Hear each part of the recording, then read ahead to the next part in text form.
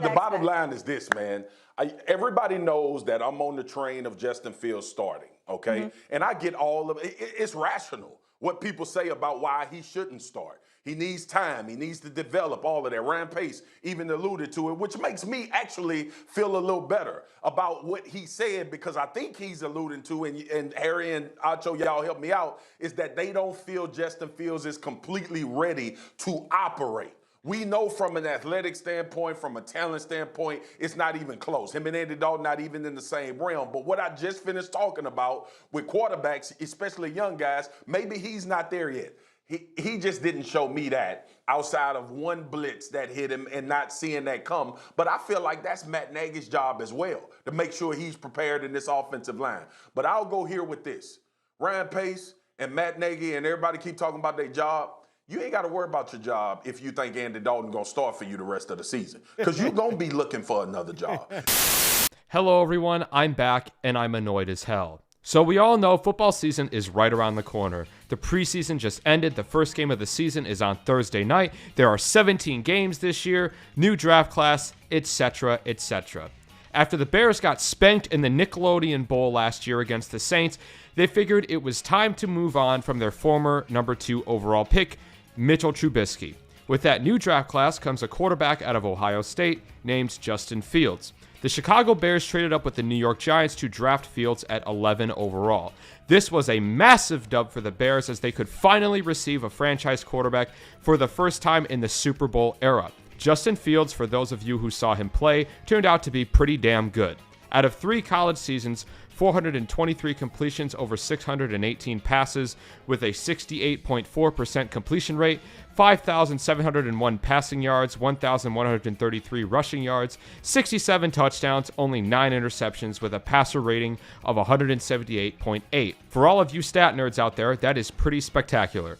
The preseason came along and Fields went 30 for 49 for 276 passing yards, 3 touchdowns, no interceptions, and with a rating of 96.98.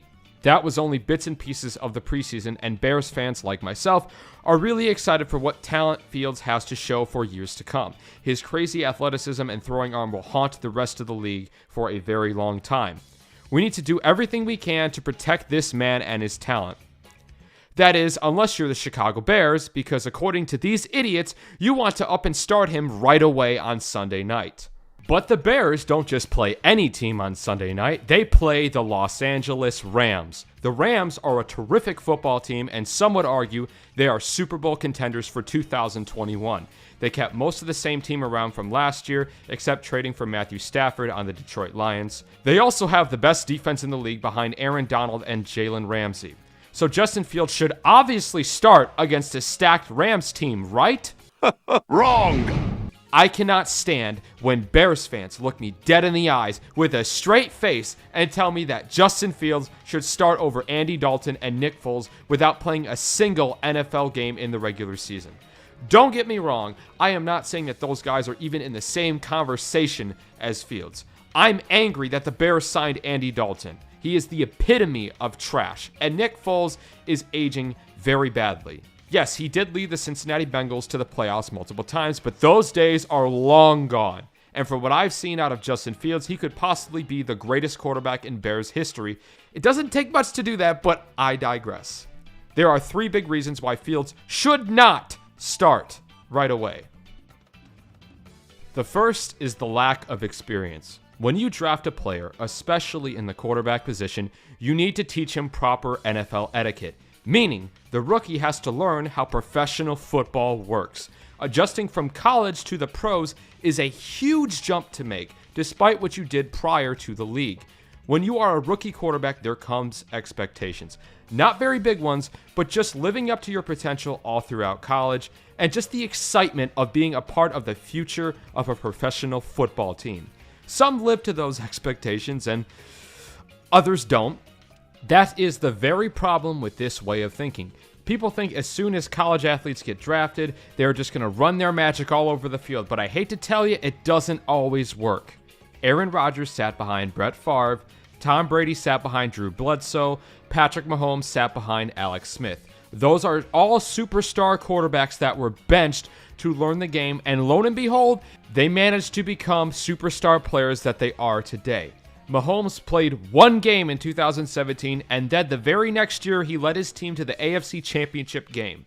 Hopefully, Fields will turn out the same way, if not better. But he isn't just going to rush in and steal the show week 1, especially with a team that doesn't have an offensive line. Which brings me to my next point. The Chicago Bears have an offensive line weaker than Kanye West's new album. I would personally argue that the offensive line is the most crucial role in all of football. Without an offensive line, you can't block and can't create a running play for your running back. Without an offensive line, your receivers are essentially useless. And without an offensive line, your quarterback will be running for his life practically on every play. And you want a rookie quarterback that has never played a regular season game against the best defense in the NFL with no offensive line? That is suicide! At the very least, that is an ACL tear waiting to happen, because it's not like it happened within the last season. Oh wait, it did? Joe Burrow, the first overall pick in 2020, just suffered an ACL and MCL tear, as well as damaging his PCL and meniscus, ending his season on the spot in Week 11 against Washington, who also has a good defense. Why? Because they don't have an offensive line. So let's use that same logic on the Bears with Fields. Before we make Fields a full-time starter, we need to bolster the offensive line a bit more so that he can become the Bears' #1 option. But then you comment, but we drafted Tevin Jenkins in the 2nd round. Yes, you're right. However, Tevin Jenkins just had back surgery last month, and he won't be available for at least 3 weeks into the regular season. In fact, he could possibly miss the whole season. While this back surgery was successful, that is still a few games at the beginning of the season without one of your offensive tackles. I am not about to make the same exact mistake as the Cincinnati Bengals did. We need to be patient and build our team a little more before the rookie gets his prime time.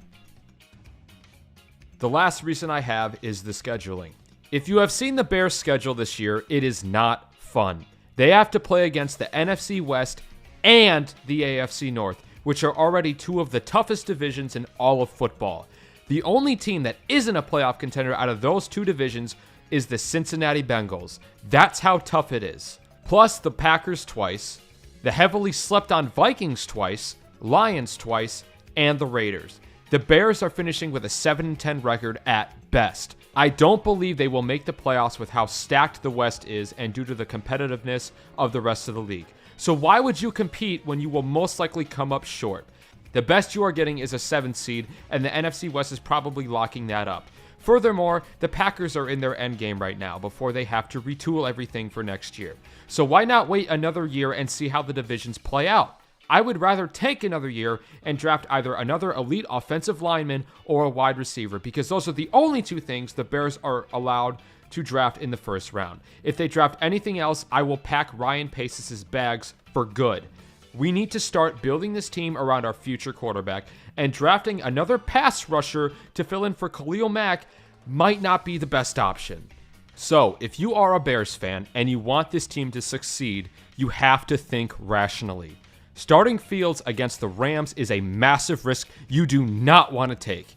We need to be more patient with how the system will come together. Yes, I am very excited with how Fields will perform in the near future, but this is just the beginning of the process. Hell, I will give you this. Maybe, just maybe, Fields can start against the Bengals week 2, but that's if he is lucky. But after that, he ain't starting unless both Dalton and Foles get injured. There are far bigger issues on this team than a guy throwing passes on the field. I believe Matt Nagy will either be fired this season or after the season, so we can possibly get a better coach with a better system in mind. Matt Nagy's play calling is the biggest issue on this team, believe me. So if you are still on the starting Fields train for week 1, keep your opinions to yourself, because I and many other Bears fans don't want to hear that shit. Bear down.